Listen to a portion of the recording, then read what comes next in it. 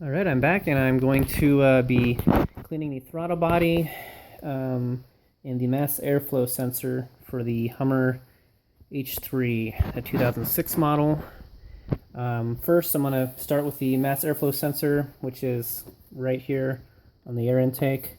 And I'm going to actually first squeeze this lever down on that little connector there, disconnect it. I want to apologize for the jumpy video first. I'm doing this by myself, so I don't have anyone helping me. To get this sensor out, to clean it, there's actually a 5.5 millimeter bolt on both sides here. So it's a very odd size. I don't know if a standard size would fit that, but we got metric here, so get these two guys out. And we'll pull this out here once they're both loose. Hopefully without dropping them. There we go. I've never done this before. I watched another video of someone doing this. The reason I'm doing this is because my Hummer is idling when I start it. And it's just very bad. So let's get this baby cleaned up.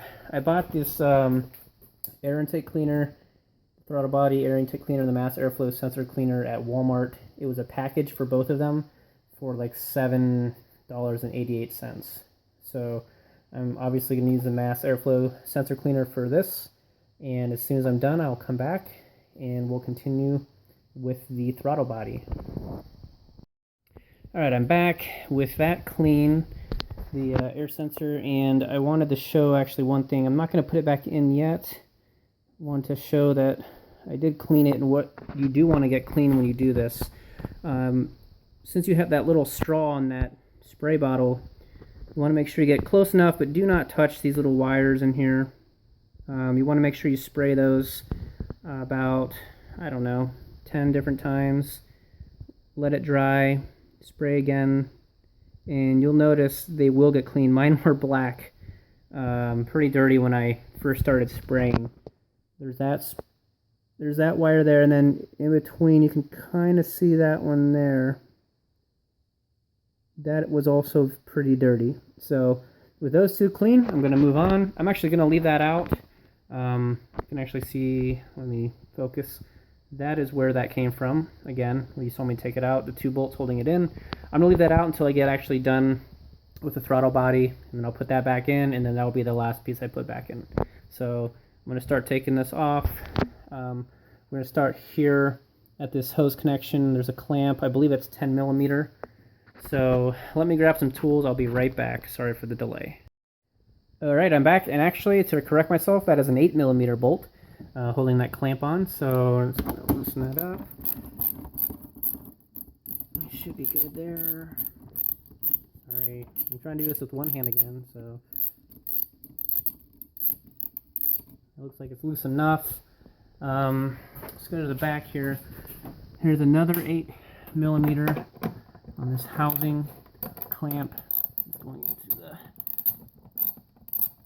case here. And I think that's plenty, guys. There we go. So I'm going to pull that baby off. Let me get my glove on. See if I can lay this down. I do apologize for the video shakiness and the camera. If I had a head-mounted camera, I would use that, but I don't, so I can't. So let's start here, I believe. And that should be plenty to get that off. Okay, move that aside. And next, we're going to move to that housing there. You will see there is a bolt here in the center, and I believe there's at least two, maybe two on the other side. Let me get these two off, and I'll check on those. Like I said, I haven't done this yet, so let me get those two out and come right back. I believe that one is a 10 millimeter I'll just grab my 10mm and test it out. Well,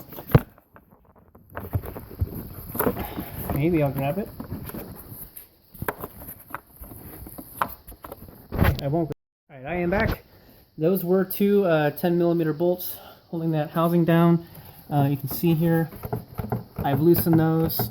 There's also right there, going to the throttle body, this hose here, there's a 8mm clamp bolt. So with those loose, I believe we can pull this sucker out.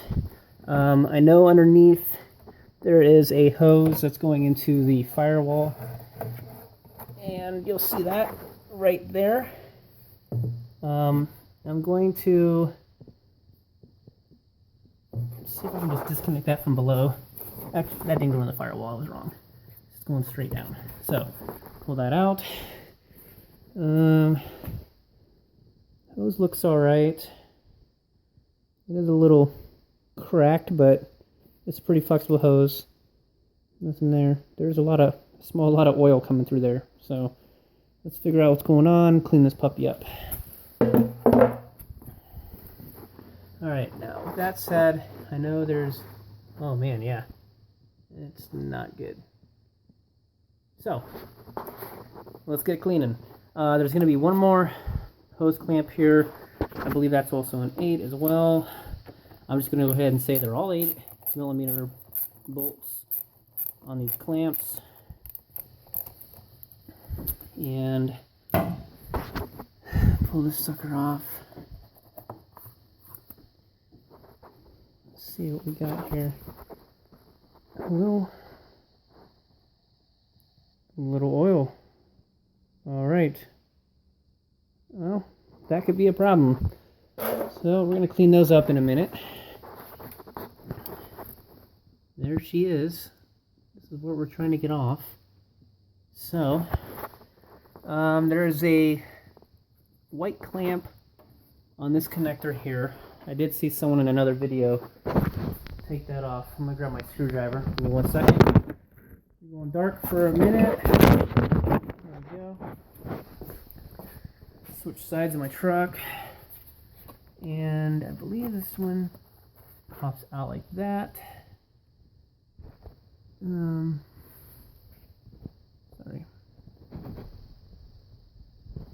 I must have zoomed in. It just simply pops out away from the connector. And then you don't want to pull it out too much, you want to break it off. I'm going to pull it off from the other side. I'm going to need to get a better angle, and I might need to take my glove off for this. So, let's see here. Pull these wires out. Let me take a quick second here. That's what I'm going to pull out. So give me a second to get my glove off and get this off. Alright, I got that off. It's a little pain in the butt. You pull that white switch off, and then I press down with a screwdriver on the center black part right here where the tip of my thumb is at. Kind of press that in and then pull the wires. The wires are in there pretty secure, but just be careful if you're pulling any wires like that. You don't want to pull it out. You won't have to buy another connector if you don't need it. One more connection we got to take off here real quick is this little hose, and there's a white clip. You just press it in and pull that out, and that'll come right out. So I'm going to leave that on the side. Next, all we have to do is take these 4 bolts. You can see them there, 1, 2, 3, 4, out, and then our throttle body is loose. So I'm going to take those off. Let's see here. I believe those are 10 again. Oop, that's an 8 in there. Let's throw a 10 on there and see if that's it. That's a 10. So lots of 10s and 8s here, guys. I'm going to pull this off. I don't have anywhere to put my phone to show you guys. Not that you need to see me take this off, but I'm going to pull it off. Believe me. Alright guys, I successfully got that off there. I'm going to do a little cleanup on that O-ring. I can't see down in there without turning my light on. It's kind of strapped to the wall right now. But I'm going to look down in there and see what's going on. If I need to clean that out at all, wipe it up. After that, I'm going to clean this puppy. You can see it's pretty nasty. So we'll get this cleaned with our other throttle body and air intake cleaner. Follow the directions on the can and do what it says. So we'll be right back with the next part of the video. Alright, so I checked in my housing and there's nothing really in there other than normal residue. Man, this thing though, this thing is clean. I can't believe how clean it got. It looks brand new. No wonder my dad used to clean his hands with that stuff after he got out of the shop. I wouldn't advise that, but that is clean. I just used that cleaner and a toothbrush and also just let it air dry. There's a little spot there, but there we go. Wiped it off. We're good to go. So I'm going to reinstall this. I might clean up a couple of these little nozzle tips here and maybe wipe some of this stuff up back here with a couple towels, get a little cleaner, get some of that dust off there. Already cleaned the O-ring. It looks for the seal. It looks great. And I'll put things back together and hopefully everything runs smooth. Alright guys, I am all done with the reconnecting of everything. Make sure I'll get all your connections back in. Hoses, your 2 bolts for your clamp there, 1 and 2. Don't forget the hose underneath your box here that is connected to the bottom. I don't know what the hose is called. I just know to put it back on there, guys. Yeah, maybe dumb, but whatever. At least I put things back together and I fixed it. So don't forget those 2 bolts holding in from the box, and all your main intake hoses and everything, and of course your sensor connected back in there. And that was it. Like I said, it wasn't as bad as I thought it was on the inside with any oil buildup or anything. Just a little residue. The main part was getting that throttle body cleaned and the air sensor to be spotless. So I'm going to run this out and hopefully, fingers crossed, my wife doesn't bitch at me that the truck surges at red lights anymore when she starts it up in the morning. So hope you learned something. The reason I made this video is because the last one I saw had a watermark on the top of it, and it was difficult to see all the different parts and everything. It wasn't impossible, but I do thank that gentleman that made that video. It helped me out a lot, and I hope that this helps someone out there that may need to do this. I will comment on my video as well to let you know if the surging does go away. I've already replaced a couple things. The solenoid actuator for the camshaft, which is down there, the bright, brand new, clean, shiny one. The exhaust sensor and the, you can't see it very well, the intake sensor here. So those are all brand new. The only code I had left on my engine was a P0455, which was an evap code, but I don't know if that has anything to do with the surging. Hopefully this fixes the surging, and maybe the other error will go away after I erase it and not come back ever again. Thanks for watching.